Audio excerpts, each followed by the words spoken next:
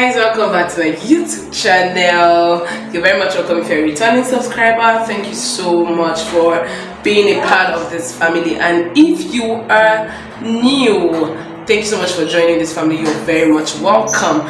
And on today's episode, we're going to be talking about the difference between investing and savings, right? Yeah, I've had a lot of persons say investment is more important than savings is more important than investment, blah blah blah, and what have you. But the truth is, you cannot use one to replace the other, even though they have their unique differences, right?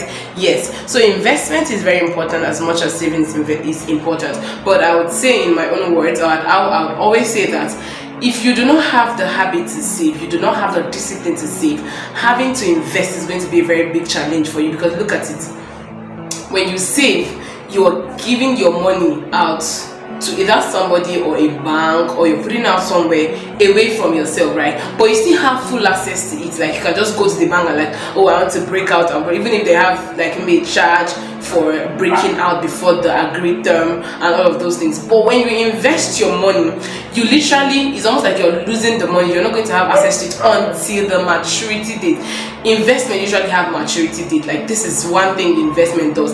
Investment has maturity date, and the investment that does not have maturity date will have, okay, let's say for example stocks does not really have maturity date. But if you are selling a really you bought, you're not going to make a profit. It's even possible that you're even going to be at a loss, because based on the market's trend and analysis, right? You bought it at, let's say, 5 naira, and then you're withdrawing, you want to withdraw in the next 2 weeks because you're broke, and maybe the stock has gone down to maybe 4 naira 50 kobo. You're going to be withdrawing at the loss of 50 kobo. Or let's say you made maybe 1 kobo on that 5 naira, so you now have 5 naira 1 kobo is really nothing. By the time you now withdraw, then the charge and everything on it, you realize you're at a loss. So investment requires involves maturity date and then some other things that you cannot just wake up and jump into that you want to withdraw.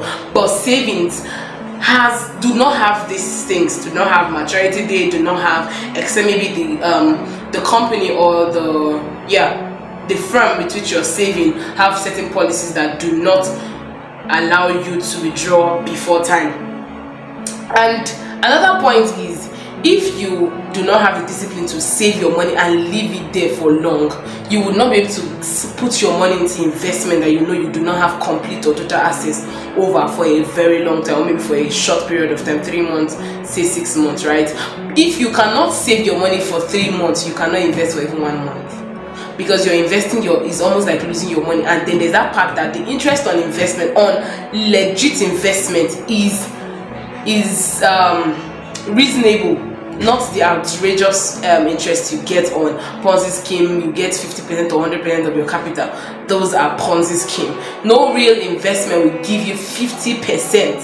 Because even businesses do not give 50% of your capital. You do not say because you started a business with 100,000, you get the 100,000 profit. It doesn't work that way. So real investment, I mean legal or legit investment, will give you a reasonable percentage for your capital, let's say around 15 to 25%, depending on the company. And mind you, the higher the interest rate, the higher the risk rate. So if you get an investment of 25%, I bet you that the risk attached to such investment is also very high. So there's that possibility of losing all of your capital in that investment. But of course, with lower risks, yeah, that's it. It's very important that you have the discipline to save, then you cannot transit to investment. And then one other point is, when it comes to saving and investment, saving affords you the opportunity to put bit by bit amount you cannot invest. Investment, usually you get more profit on investment when you are using large capital. I mean, when you have large sum as your capital. But when you do not have large sum, let's say for example now, commercial papers and treasury bills usually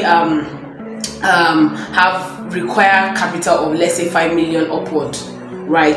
And then you do not have 5 million at a go to invest in commercial paper or treasury bills. You can as well begin to save, let's say for the next 1 year. You save for the next 1 year, and then you have 1 million and 5 million, and then you can put that into your investment portfolio.